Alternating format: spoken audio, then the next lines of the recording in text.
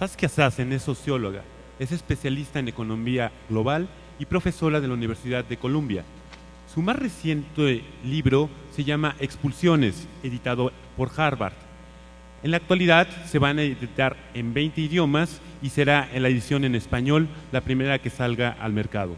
Por su parte, Richard Sennett es sociólogo por la ciudad de Nueva York. Es autor de El Artesano en el año del 2008. Ha sido galardonado con los premios Hegel y Spinoza, explorando cómo individuos y grupos tienen un sentido social y cultural de los hechos materiales sobre las culturas en las que viven y las tareas que desarrollan. Es también director fundador del Instituto de Humanidades de Nueva York. Con ustedes, Saskia Sassen y Richard Sennett.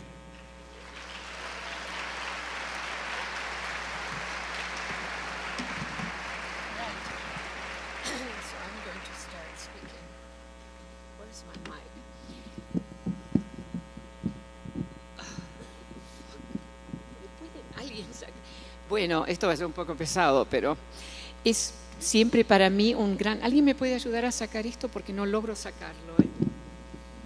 Ahí va. Es siempre para mí un gran placer estar aquí en Mextrópoli. Siempre muy interesante y siempre un público muy interesante también. La última vez fue hace 2 años para mí. Hoy quiero hablar un poco sobre la cuestión de la ciudad. ¿Qué es la ciudad? ¿Es simplemente densidad? No. Mucho de lo que llamamos urbanización hoy en día es simplemente el hacer de terrenos densos. Entonces quiero aislar, por así decir, qué es lo que marca la especificidad, la diferencia de la ciudad. ¿Y por qué importa? Importa porque en el espacio de la ciudad, en contraste, por ejemplo, con un distrito de oficinas privado como Santa Fe, en el espacio de la ciudad los sin poder pueden hacer una economía de vecindario, una cultura, su cultura. Pensemos en los inmigrantes, por ejemplo, en Nueva York, y hacen historia. En un distrito de oficinas como Santa Fe, no hacen historia.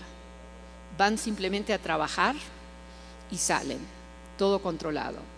Entonces a mí me parece que hoy en día hay toda una serie de condiciones que amenazan a aquello que llamamos la ciudad. Entonces quiero empezar con una imagen que a mí me importa mucho, que es ciertamente un análisis parcial y que es que nosotros hacemos. En inglés la palabra suena un poco distinto. We make, como we make this table. Hacemos justicia, hacemos injusticia, hacemos igualdad, hacemos desigualdad. Repito, es una especie de análisis un poco extremo, pero tengo solamente 20 minutos, entonces me voy a tirar un poco el lance en esta situación un poco extrema, digamos. Nosotros hicimos esto, lo hicimos. O sea, ustedes ya ven lo que dicen, ¿no es cierto? Eliminamos 3/4 del agua en 20 años de uno de los más grandes mares internos. We made that. That's a capability. No es una capability a la Amartya Sen, but it is a capability. Es negativa, claro. También hicimos esto. También en muy poco tiempo eliminamos una capa de hielo, digamos, que ha estado ahí por milenios. We made that. Entonces, para mí el desafío es, podemos también hacer cosas positivas. Lo hicimos, y yo diría que la ciudad como espacio complejo es justamente una de las grandes producciones que hemos hecho. Entonces, una manera para mí de definir la ciudad es decir que es un sistema complejo pero incompleto.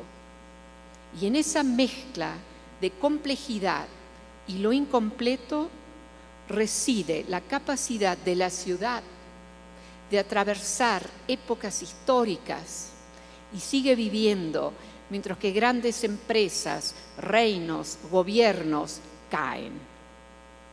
mantener esa mezcla de complejidad y lo incompleto es crítico.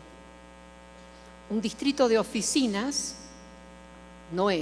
puede ser complejo, pero no es incompleto, es cerrado. La Ciudad de México va a vivir una vida más larga que Santa Fe. Digo, el corporate, ¿no? Son otras historias. Entonces es ese concepto de la ciudad que a mí me interesa recuperar. Y la gran mayoría de lo que estamos construyendo, en realidad, no es ciudad. Es simplemente dense, built-up terrain, terreno denso que construimos. Vuestra ciudad, ayer mi marido y yo caminamos bastante por el centro, es increíble. Además uno tiene la impresión, por lo menos donde estábamos caminando nosotros, que mismo gente muy modesta, gente que estaban pidiendo por ayuda, por así decir, sentían, esta también es mi ciudad. Y eso me parece crítico. Yo quiero enfocarme ahora sobre las amenazas que tiene la ciudad para seguir siendo ciudad. Una primera es un ejemplo que les quiero dar, que es una historia muy breve y brutal que se dio en Estados Unidos. Es una historia un poco compleja que tiene que ver con el desarrollo de ciertos instrumentos financieros. No voy a hablar sobre eso, pero simplemente invitarlos a fijarse, no sé si esto se ve, esto es cada año número de hogares que están bajo foreclosure, no sé cómo se dice en español. La gran mayoría, a un cierto punto, vienen echados fuera. Entonces, en 2006 eran 717.000. En 2007, 1.300.000 casi. 2009, 2.800.000. Estos son hogares. 2010, 2.871, etcétera, etcétera. De acuerdo a estos datos vienen de la Banca Central. De acuerdo a la Banca Central, cuando Bernanke se fue cuando acabó su mandato, él dijo, para el año 2014, fines del 2014, inicios del 2015, habrá fuera de sus hogares 15 millones de hogares, fuera de su casa. 15 millones de hogares son unos 30 millones de personas, por lo menos. Una de las cosas que yo examino en este libro nuevo que llamo muy softly expulsiones, no exclusiones, expulsiones, uno de los análisis es que este tipo de dinámica, metodológicamente y teóricamente hablando, nos muestra como una condición extraordinariamente material puede ser invisible. Grandes espacios en vecindarios en Estados Unidos, casas vacías. Nadie. Lo mismo con los miles y miles que están habitando en tent cities, provistos por municipios. Miles y miles, invisibles. O sea, yo creo que eso marca una de las condiciones que estamos viviendo. Que grandes materialidades, que son también materialidades brutales, pueden ser invisibles. Entonces aquí la imagen que quiero extraer para el tema que estoy desarrollando es tierras urbanas abandonadas. No hay gente, no hay nada, hay yuyos y casas vacías. Y algunos de ustedes habrán visto las imágenes. Ahora, los europeos se creen que no pasa ahí. Sí, pasa ahí también. Y entre los que más tienen, así que vienen echados fuera de su casa, está Alemania. Y estos son anuales, estas cifras. Aquí 2007, o sea, 91.000, 88.000, estos son todos hogares. En Hungría, que fue el caso más extremo, 1 millón de hogares en un país pequeño, invisible. La gran mayoría de los alemanes no saben que está pasando eso. Y entre los países con menos están también países, como decimos, nice countries. ¿Saben lo que digo? Un poco social, así, ¿verdad? Dinamarca, Netherlands, también están ellos. También aquí, entonces, espacios materiales, invisibles, abandonados, vacíos. Ahora, en otro vector que va acumulando todo esto, para mí es la cuestión de ¿a quién le pertenece la ciudad? Entonces, una de las examinaciones que estoy haciendo es las inversiones que están haciendo las grandes corporates, ¿no? Corporaciones, después del 2008, después de la crisis del 2008, ha habido un aumento enorme en la compra de lo que yo digo es la compra de tierra urbana. ¿Cómo se compra tierra urbana? Se compra a través de edificios. Esta cifra, yo tengo un dataset de 100 ciudades, que son las 100 ciudades que en el año de mediados de 2013 a mediados de 2014 más capital, inversión recibieron. Y México también está, la Ciudad de México. Entonces, estos son nacionales y extranjeros los capitales. Aquí, o sea, entienden que estas son cantidades bastante grandes, ¿no es cierto? Y a menudo no pasa nada, compran y no pasa nada, porque es una manera de tener ese dinero ahí, digamos, ¿no es cierto?, para ver lo que pasa. Y aquí muestra así un poco más de una cantidad un poco mayor, 25 ciudades, y ven que después de las grandes, ¿no? O sea, se baja así, todo es un poco menos cantidad, pero es una historia. Las 100 ciudades realmente es impresionante ver. Y aquí está cuando es inversión extranjera. Y Londres es la mayor. Algunos de ustedes habrán oído la observación que ahora es un hecho, digamos, que los qataris, los reales de Qatar, tienen más propiedad, they own more en Londres que la reina de Inglaterra. Es verdad que la reina de Inglaterra lo es la mayor propietaria, pero eso para darles una imagen. Entonces, por eso yo digo también, es así un elemento, digamos, de una historia. Yo digo, esto no se puede reducir a la cuestión de la gentrification. Esto es más profundo. Esto es comprar urban land, tierra urbana. Esto no es así. Ahora, hay mucho más que decir, pero no hay tiempo. Al mismo tiempo, o parte de la explicación de esto, miren, estos son corporate profits, ¿no? O sea, la renta de las grandes corporaciones es Estados Unidos, 2008, viene la crisis, ¿no? O sea, van aumentando, viene la crisis, que para este sector dura media hora, exagero, son dos años, y después de eso, más. Es como que la crisis les dio más vigor, mientras que todas esas otras miserias que mencioné.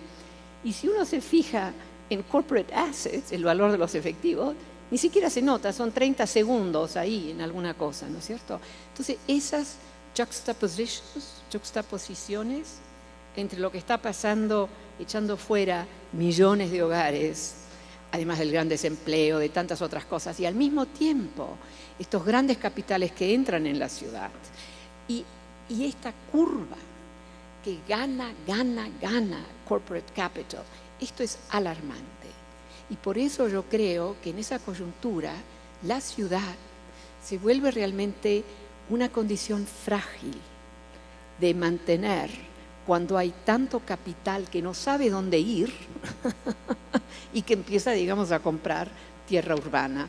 Mientras tanto, nuestros gobiernos se vuelven más pobres. La deuda del Estado, mismo Alemania, 13% en el 1980 y 44% en el 2010.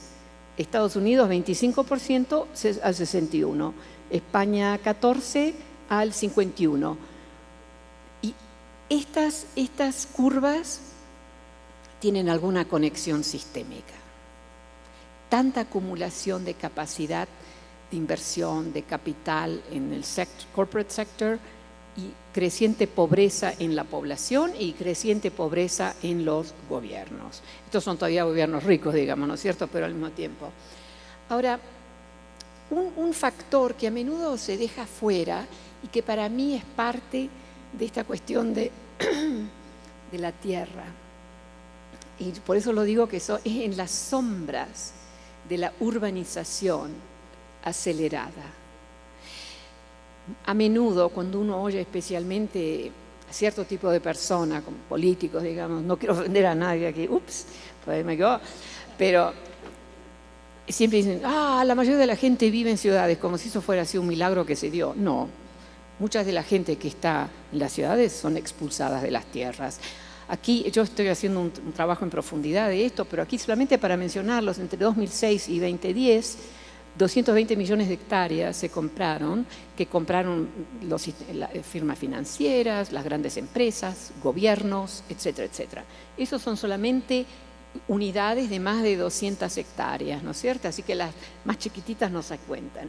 Y aquí hay una muestra, si se fijan en lo amarillo, o sea, África todavía domina, pero también está empezando en Europa, etcétera, etcétera. Un elemento muy importante para explicar la cuestión de la urbanización, la gran mayoría es para biofuels. Eso significa que el nivel de toxicidad de esa tierra es enorme y va más allá de las plantaciones. Las plantaciones y esa toxicidad son un factor que va expulsando gente que va a las ciudades. Entonces, yo creo que, así, esto es una acotación al margen, un punto muy, muy importante para mí es que tenemos que tener ciudades, no office parks, no gated communities. La ciudad puede manejar gente que viene, pero tenemos que mantenerlas complejas y abiertas, ¿no es cierto? Incompletas, les digo, pero abiertas. Ahora, estos land grabs, como le dicen gentilmente, van a aumentar porque hay más y más tierra. Mismo el famoso breadbasket de Estados Unidos se está muriendo. La tierra está caliente, caliente. Todavía hablan del breadbasket of the United States, pero en muchas partes del mundo, y ustedes en México también tienen un poco de esa experiencia, la tierra se está muriendo y yo digo, nosotros la matamos. Y hay entonces una recuperación de viejas tradiciones culturales y de cultura de cultivo, digo, y vuestros ejidos sabían cómo manejar la tierra, las plantaciones no tan bien, ¿no es cierto? Bueno, y aquí mismo quiero terminar con una nota sobre cómo la ciudad se vuelve también espacio estratégico para la cuestión del medio ambiente. Si nosotros implementáramos todas las políticas, la diferencia sería esta en la capacidad en el nivel de destrucción. O sea, no nos sirve para nada. Esa es una aserción muy radical que si yo estuviera escribiendo no la podría emitir, pero estoy hablando, entonces la emito. Entonces yo digo, la ciudad tiene que trabajar duro, pero la ciudad, para to address, ¿no? Para manejar esto. Y yo un proyecto que me tiene totalmente apasionada es hacer funcionar o trabajar con la biosfera a cada superficie en la ciudad. Entonces, por ejemplo, para darles un ejemplo, hay una bacteria que si la ponemos en aguas, no sé cómo dicen ustedes, brown waters, aguas marrones, que es lo que producimos en cocinas, en baños, en restaurantes, ¿no? Que es un gran problema para todas las ciudades, porque hay que manejarlo y no se acaba nunca eso. Entonces, ese bacterio en esas aguas brown waters produce una molécula de un plástico durable, resistente y biodegradable. Eso significa, y es un ejemplo que les doy de muchos, recodificar lo que ahora es un negativo en la ciudad en algo positivo. Yo digo, y aquí solamente ya hablando de la cuestión del medio ambiente, ¿no es cierto?, de environmental question, pero esa es una manera de repensar también cómo el espacio de la ciudad puede trabajar para rescatar toda una serie de cosas, no solo la gente pobre y sin poder, pero también la cuestión de la biosfera. Quiero terminar con una nota que es una provocación y con un elemento irónico. Y esto es la cuestión, really, ¿quiénes somos nosotros los ciudadanos? Y ciudadano entendido muy ampliamente, y no es ciudadano versus immigrants, es así, nosotros que vivimos, etc. Este mapa, no sé quién lo habrá visto, es un mapa que está en el dominio público. Estos son 10.000 edificios que continuamente get information sobre todos nosotros. Si ustedes estuvieron una semana en Estados Unidos, están en ese dataset. La lógica de este sistema es que para nuestra seguridad, security, todos somos primero sospechosos. ¿Qué tipo de sistema es este? ¿Cómo es posible que todos seamos sospechosos? Entonces, de ahí, ¿quiénes somos nosotros los ciudadanos? Quiero irónicamente introducir la ciudad y decir, si hay un espacio donde podemos scramble, mezclar todas las señales, de modo que terminamos todos siendo peligrosos, y en otras palabras, desmoronamos al sistema, neutralizamos al sistema, es la gran ciudad. Ese es un espacio donde no podés aislar un individuo con esta metodología. Entonces, quiero terminar con esa nota irónica. Muchas gracias.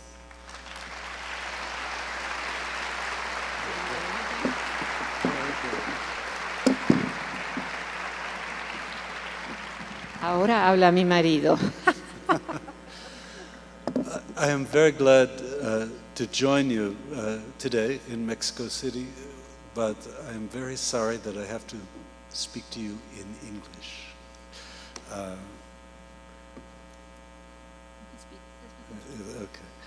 Okay. I want to talk to you today about a social problem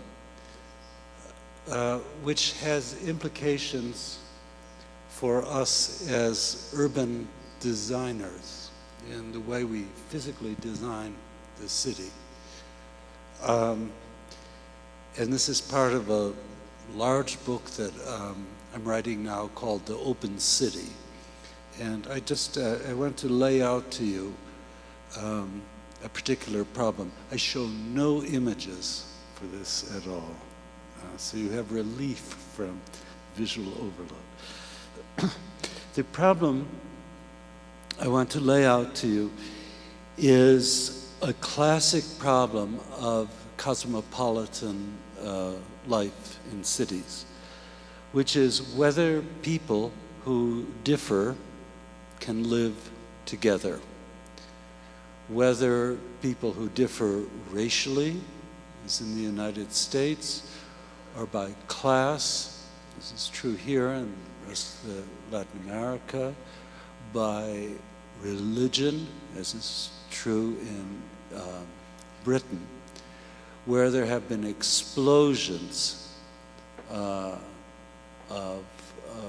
political or cultural reasons, whether there is some way that they can live together, nonetheless densely packed together in cities. And this is a classic problem of urban cosmopolitanism. It's a problem first laid out by Immanuel Kant in a wonderful essay of 1784. And his answer to this problem of Kant never wrote about cities, and in fact he lived a very boring life in Königsberg, his own city. But his answer to this problem of how can people who differ live together was that they had to surmount their differences, and that the key to becoming citizens, cosmopolitan citizens, was to not dwell on the things that set them apart. This is an answer that I don't like. And my Open City project is an attempt to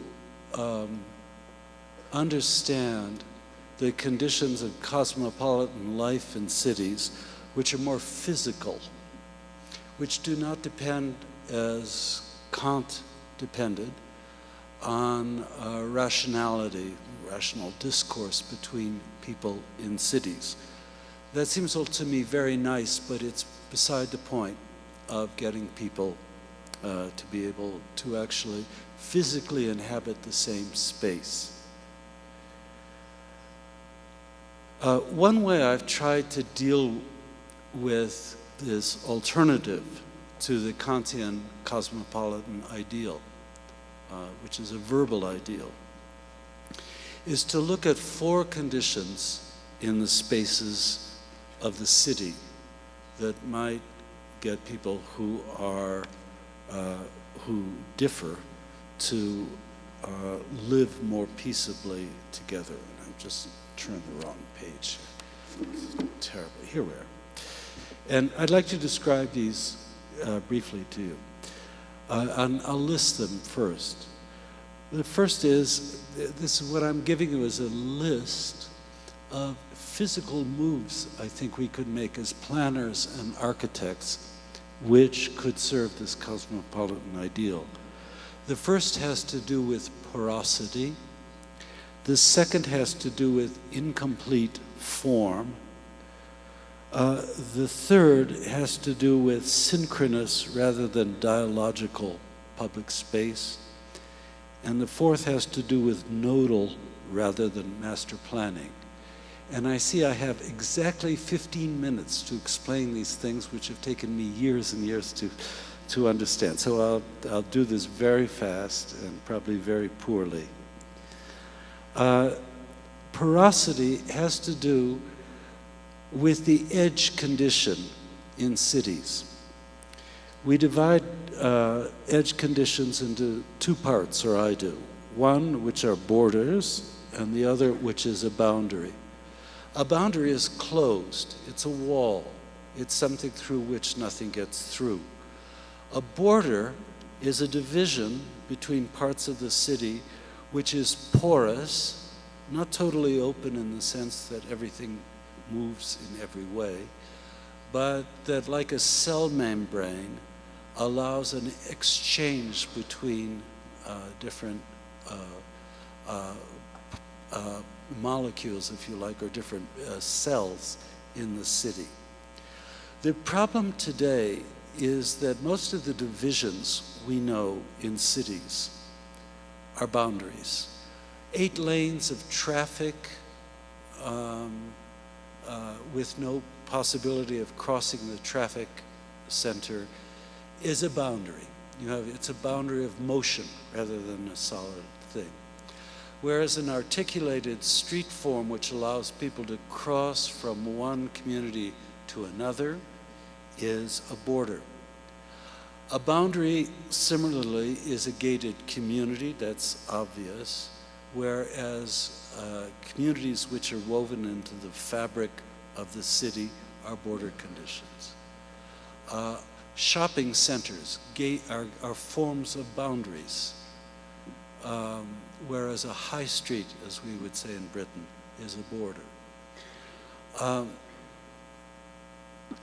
What we need to do is seek to transform the boundaries which define the modern city into more border conditions where there's more porosity between different places.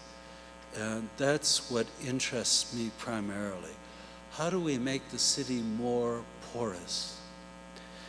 The second issue Saskia has talked on, mentioned briefly, which is the issue of incomplete form.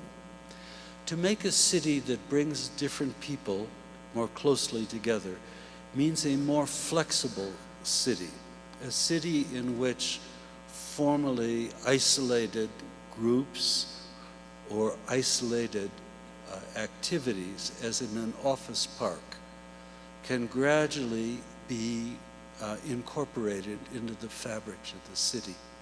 To do that means architecturally that we need to have, in your very nice phrase, complete yet incomplete forms.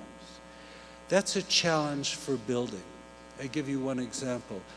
I was, when I was in the Planning Commission in New York, involved in a project to try to convert office buildings in Wall Street into residential apartments. They were built in such a way that we couldn't do this. Wall Street is depopulated.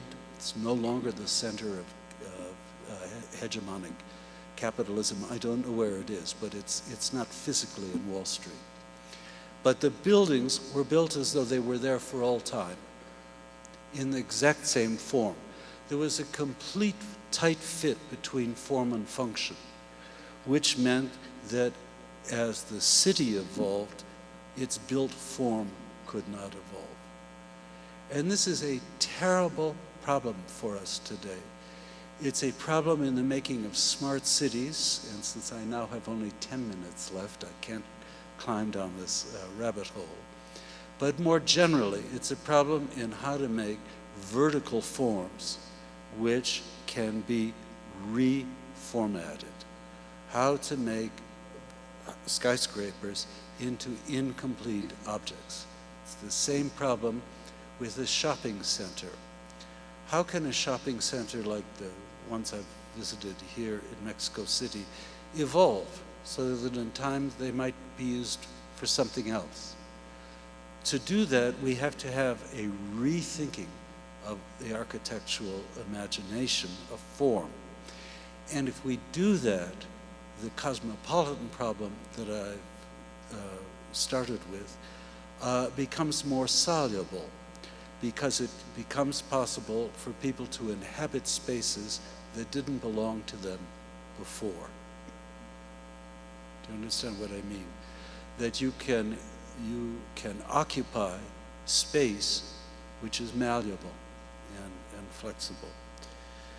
The third issue I want to talk to you about, which creates this more open condition for cosmopolitanism, has to do with synchronous rather than dialogical forms, diachronic forms of public space. And I'll explain this to you very simply by historical reference. In the ancient Greek city, there were two kinds of public space. One was the agora, which was a space in which many things were happening at the same time, and which is a space you could bank, you could pray, you could hire a prostitute, you could have dinner, or you could attend a law court, which were all happening, all these activities were happening at the same time. It's a synchronous space in that many things are going on at once, and that the human body can move through this space. This was a 10-acre space, with a sense of moving from activity to activity. Whereas a diachronic space was embodied by the Athenian Pnyx, which is a theater, a space for looking, a space for the continuity of argument. It was the kind of space that Immanuel Kant would have loved, because here people reasoned together. And the idea was what the ancient Greeks called synoikosmos, that people would rise above their personal differences and debate the good of the city. It's a space of the word rather than the agora, which is a more complex space of bodily movement, of conversations interrupted, a space of the eye, a more haptic, tactile space. Now, my argument about this is that what we want to do, if we want to make a more cosmopolitan city, is make public spaces which are more synchronous than diachronic. That is, spaces which privilege the moving body, moving between many things happening at once, and disprivilege verbal, rational exchange. This is a space, the diachronic space, is a space in which is a space of fragments. And unlike Kant, I believe a space like this allows people to engage with each other without having to explain who they are, what they want, to try and find that impossible thing called a shared common good. I guess maybe I'm getting very old, but I don't believe that by rationally we can achieve that kind of cosmopolitan city. I think the cosmopolitan city we can achieve is one that can be designed as a series of synchronous spaces. What this really means is redesigning our notion of public space, both in public plazas, but also in streets, so that they're very mixed uses and uses which don't synergize together into one whole. So that is a principle of synchronous public space. The fourth planning and architectural principle I have in mind is nodal rather than master planning. I think master planning can serve some necessary and urgently good purposes, particularly in providing traffic infrastructure, water, and electricity. I think master planning is bad considered from the point of view of people's social and mutual experience with each other. I have been inspired, as we both have been, by, for instance, what Sergio Fajardo has done in Medellin, which is to try, rather than have a master plan that allocates all the functions of the city neatly, to put the same functions, in his case libraries, to say, I will help you find the money for these libraries. But like plants, you plant a library in different places, you decide what purpose the library serves locally and how it looks architecturally. The idea is that in nodal planting, that it follows from the notion of synchrony I've mentioned to you before, that what we do is give localities the possibility of evolving their own architectural forms without having to balance, or communal forms, without having to put these into a state of equilibrium or harmony with other places. The idea of nodal planning is to provide resources, but not to demand coherence. Do you understand what I mean? It is to leave groups of citizens the power to decide what works best for them, without trying to rise to this level of this Kantian level of what is best for the whole. So these are the four conditions to me where people, I assume most of you are architects or planners, where I think physical planning can make an enormous difference in the life of the city in terms of bringing into physical contact people who differ together, and in making them feel that the lives that they have when they're together, even though they're not resolved, are lives that they share in common. I hate to use phrases, but I would say that what I'm after here is the idea of embodied cosmopolitanism. This is not a regime which neoliberal capitalism is very happy with, for some of the reasons that Saskia has articulated. Levels of foreign investment in cities, as they rise, tend to want to rationalize the way in which investment in unknown places works. The idea of the local or of the potentially disharmonious or synchronous space is something that's not very attractive to foreign capital, which wants assurances, equilibrium, and harmony. It also poses to neoliberalism the question of who is in control of the actual urban space itself. My proposal is for something in which people have amorphous ways of control, in which they experience the city as an unbounded, as an open condition, rather than something which is secure. And for all of its so-called dynamism, what neoliberal capitalism is seeking, above all, for those who have the capital, is security of investment.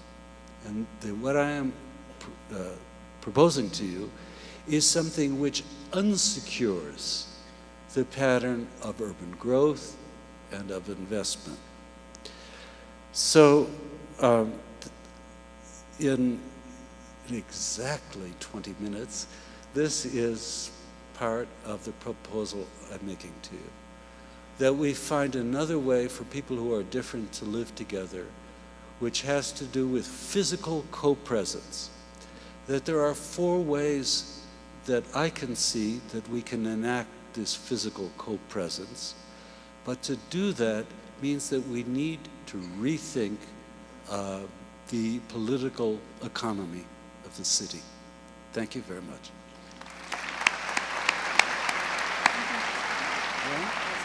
Oh, okay.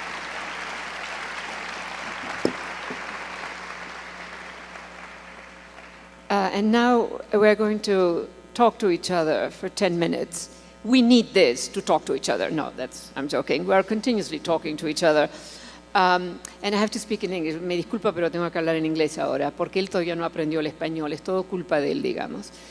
What did you say? I just said it's all your fault that I have to speak in English because you haven't learned. Él quiere saber todo.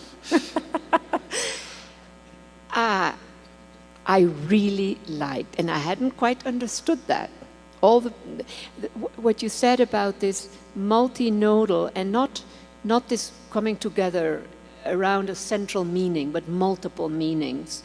And I find that in my own work, my neighborhood work, sort of I'm very interested now in suburban spaces. Right.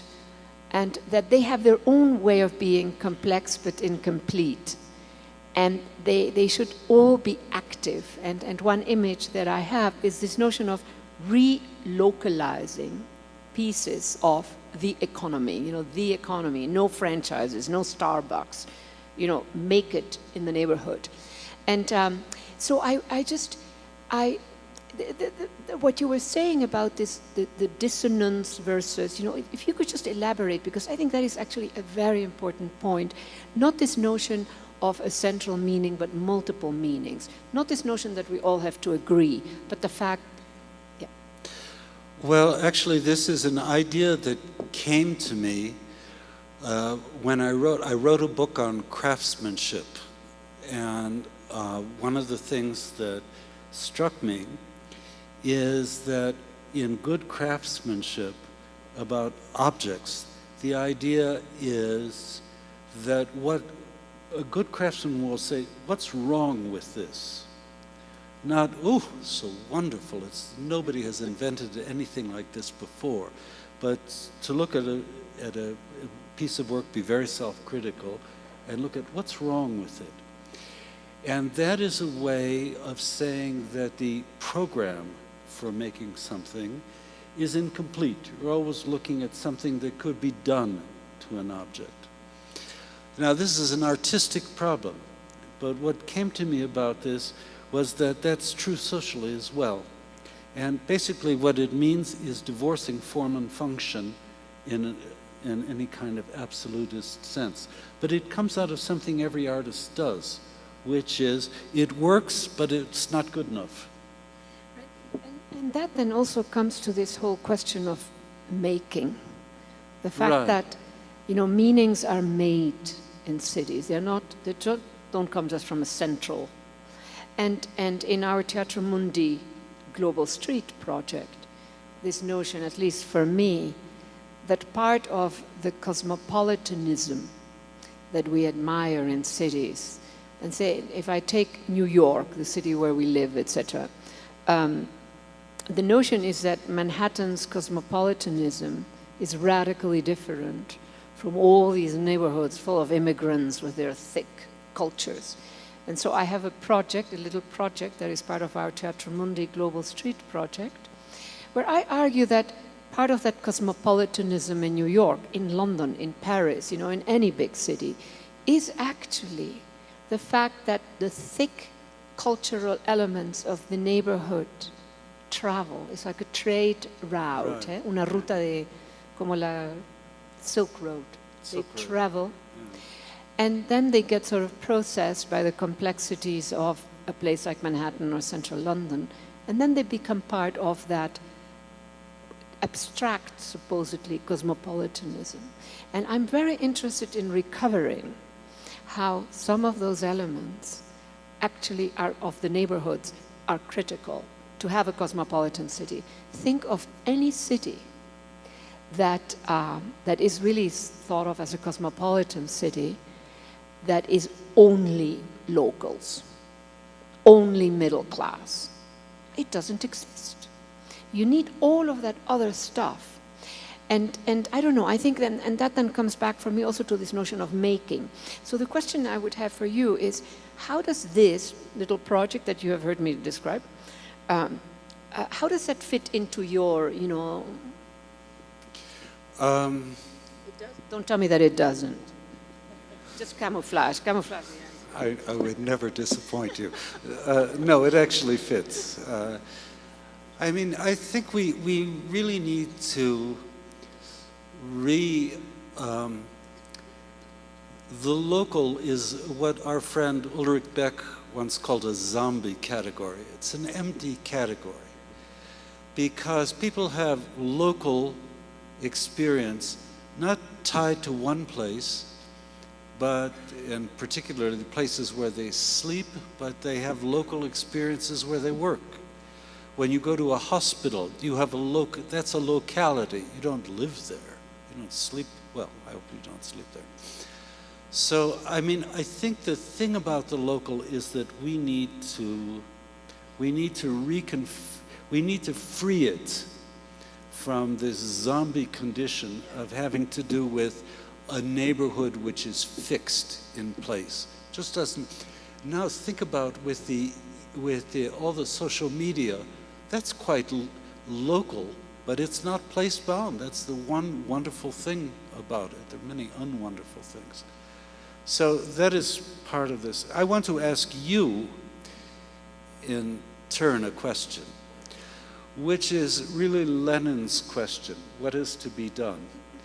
What has to happen, and you can tell me in 3 minutes and 33 minutes and 30 seconds, what needs to be done to neoliberal capitalism to transform the city in the ways we want to do it? Should we borrow foreign investment? Should we go into debt? Maybe we should be 500 times, our debt should be 500 times GDP.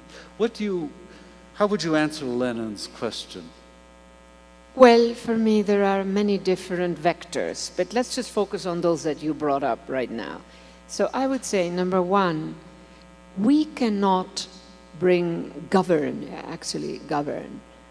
financial capital, which is quite different, by the way, from traditional banking. But financial capital is so powerful, so innovative, in an accelerated fashion that it will bring itself down. And that is what's happening right now. We've just seen the beginning. Those curves that I showed you, that after the crisis, more profits, more, etc., well, they have overdone. And now there is a report that just came out. Most of the big banks in the world are in trouble. And number two, the $17 trillion citizens' money that the United States government secretly, we only found out through Freedom of Information Act, put into the banking system, the global banking system. This was the famous window. The famous 21,000 request facilities. Thank you, give me your cheap money. German banks, Swiss banks, etc. That money no longer exists now. So this is and that brings me back to the space of the city. The space of the city is a space for making. And so the local, I totally agree with what you said about local, but I want to think about different parts of the city, so it is consonant with some of the stuff that you were saying, as spaces where making can happen, as spaces where we valorize each of the different actors. The grandmother has knowledge and she can be of use. The child has knowledge, the homeless person has knowledge, etc., etc. I don't want to be a romantic. I'm really not a romantic. I'm Dutch. We're not romantic at all. But, you know, I just want to sort of make present, etc. And I just actually finished a report that I'm very happy to share with you for Open Society, where I looked at what are all the applications in the digital field that can help low-income people and low-income neighborhoods. How can digital technology help make the neighborhood a social backup system for the low-income workers? We have very few applications developed. It's all middle-class consumers or very fancy. And so there are, and some people who are working on this, they are saying there's a whole long list of things through which we can help. So for instance, your emergency nanny. It could be the hairdresser, you are a woman working or a father working, you have a crisis in the family. Little app mobilizes the emergency nanny. It could be the grandmother, it could be the hairdresser, anybody who is static in the neighborhood. That's just one little example. And that means, for me, it's just a first step in a trajectory that begins to mobilize people. Everybody matters, the neighborhood, the hairdresser, etc., etc., right? And who knows where that goes? You know, that is a bit my whole issue. That is why I liked so much the first time I heard you put it this way. No, because usually you stay with Kant. How could we this way you go. Or So maybe wonderful. I go out of the room when you start talking Kant, and that's just the introduction. But today you actually, that's very good. I think 0 seconds, we're done. Thank you very much. Thank you very much. Take your clock. Thank you very much. Muchas gracias. En 5 minutos continuaremos con la siguiente conferencia con Alexander Apóstol.